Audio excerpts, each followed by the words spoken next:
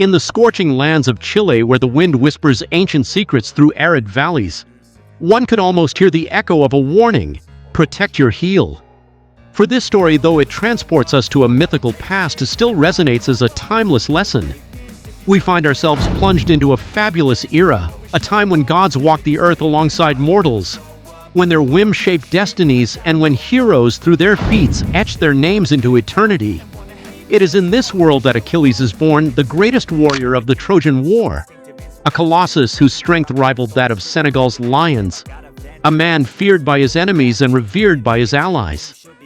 Yet behind this near-divine power lay a fatal weakness, a secret so subtle it seemed insignificant, but one that even the gods mentioned in their amused whispers: his heel. It all begins before the light of day first caresses his face. His mother, Thetis, was no ordinary woman. Daughter of Nereus, the old man of the sea, she was a marine nymph, a deity with foam-like hair and eyes as deep as the ocean.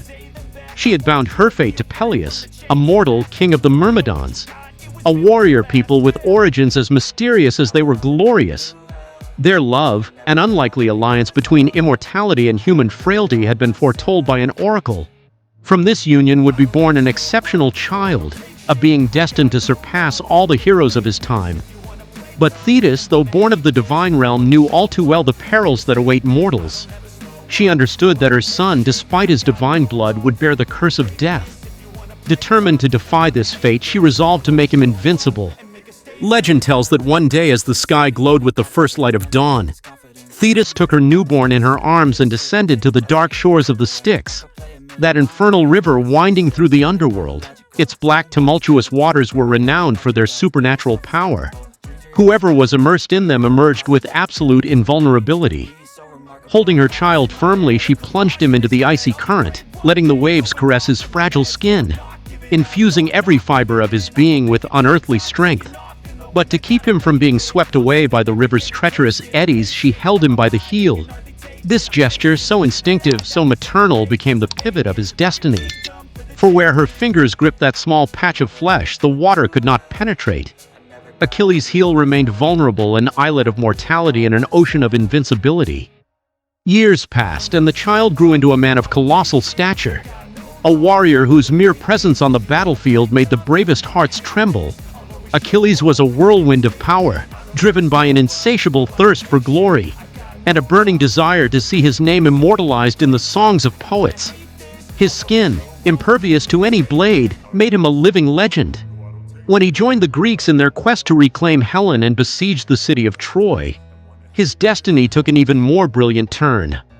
The Trojan War, that titanic conflict pitting the Achaeans against the Trojans, became the stage for his greatest exploits. Among them was his duel with Hector, the Trojan prince, the noblest and most formidable defender of the city. Beneath a sky heavy with clouds, the two heroes clashed in a battle that shook the earth and made the heavens tremble. Achilles, fueled by vengeful rage after the death of his friend Patroclus, struck Hector down with a precise blow, an act that shook even the gods watching this tragedy unfold. But Achilles' greatness carried the seeds of his downfall.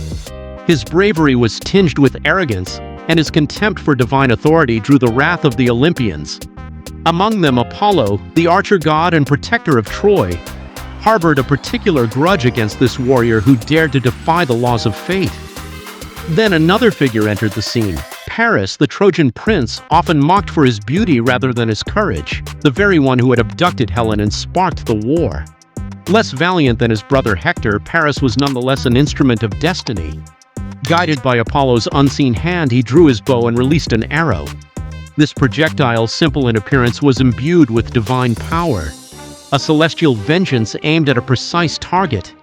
The arrow sliced through the air, swift as lightning, and struck Achilles where no one would have thought him vulnerable: his heel. The invincible warrior collapsed, his blood staining the dust of Troy. His death reverberated like a thunderclap through the Greek camp, a tragedy that shook not only his companions but also the very notion of perfection he embodied. Achilles' heel became more than an anecdote. It transformed into a universal symbol, a metaphor carved into the marble of history. It reminds us that even the greatest, those who touch the stars and defy the gods, carry a flaw within them. A simple imperfection, a tiny detail, can topple a life, an empire, a legend. Thus, in the valleys of Chile or beneath the walls of Troy, Achilles' story continues to whisper its lesson. It invites us to look at our own heels, those weaknesses we ignore or conceal, and to recognize that true strength may lie in accepting our humanity. For if even a hero like Achilles, blessed by the waters of the Styx and adored by mortals, succumbed to his fate, who are we to claim we can escape the whims of life?